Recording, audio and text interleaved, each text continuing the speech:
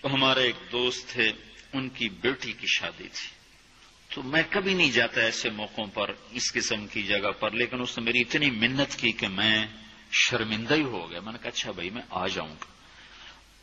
اور پھر اس نے مجھے تسلی دلائی کہ وہاں سارا الگ الگ ہے، عورتوں کا انتظام الگ ہے، مردوں کا الگ ہے. پی سی لاہور میں. تو میں نے کوئی 30-32 برس کے بعد اس ہوٹل میں قدم رکھا.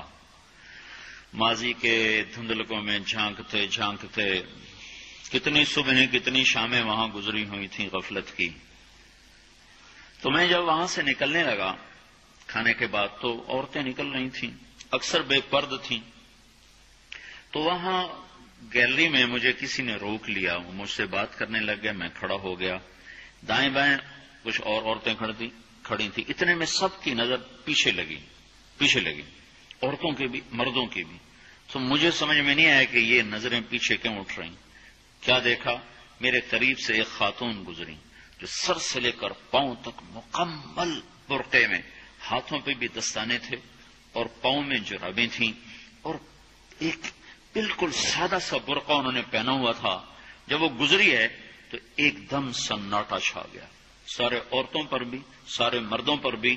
تو مجھے اس وقت خیال آیا کہ یہ حق ہے. یہ سورج جب چمکتا ہے تو ہر ایک کو اس کی روشنی نظر آتی ہے. وہ عورت اتنے اعتماد سے گزری، ورنہ ایسے ماحول میں تو جنہوں نے پردے کیے ہوتے ہیں وہ پردے اتار دیتے، سر سے دوپٹے اتار دیتے. وہ اس میں اس طرح گزری،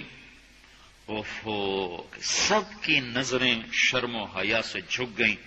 وہ عورتیں جن کے دوپٹے کہیں جا رہے تھے ان کی بھی نظریں شرم و حیا کی وجہ سے جھک گئیں. یہ مسلمان عورت کی پہچان ہے. یہ فاطمہ کی بیٹی ہے، یہ خدیجہ کی بیٹی ہے. یہ مغرب کی ننگی بیٹی نہیں ہے کہ جہاں ماں بیٹی کا تصور ختم کر دیا گیا ہے. اب وہ گندگی ہماری طرف پھینکنا چاہتے ہیں، وہ ہمیں یہ گند چاٹنے پر لگانا چاہتے ہیں، اور ہم اللہ کی منت کر رہے ہیں یا اللہ تو اس نظام کو توڑ دے. ہماری تو بے بسی ہے. ہماری بیٹیوں کے سر سے دوپٹے اتر گئے، کپڑے مختصر ہو گئے. عجب حال ہے.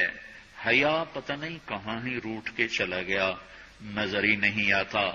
پہاڑوں میں جا کے بھی ڈھونڈا، وہاں بھی نہیں ملا. صحراؤں میں گئے، دریاؤں میں گئے، کہیں نہیں ملا. کبھی ایک صفت ہوا کرتی تھی، آج پتہ نہیں کہاں سے ملے گی، کس بازار سے ملے گی. وہ منڈیاں ہی بند ہو گئیں. جس قوم کی بچیاں ناچ گانے کو اپنا شعار اور شوق بنا لیں، ان کی نسل سے اب خالد بن ولید نہیں پیدا ہو سکتے، ناچنے والے ہی پیدا ہوں گے. محمد بن قاسم نہیں پیدا ہو سکتے، طارق بن زیاد نہیں پیدا ہو سکتے.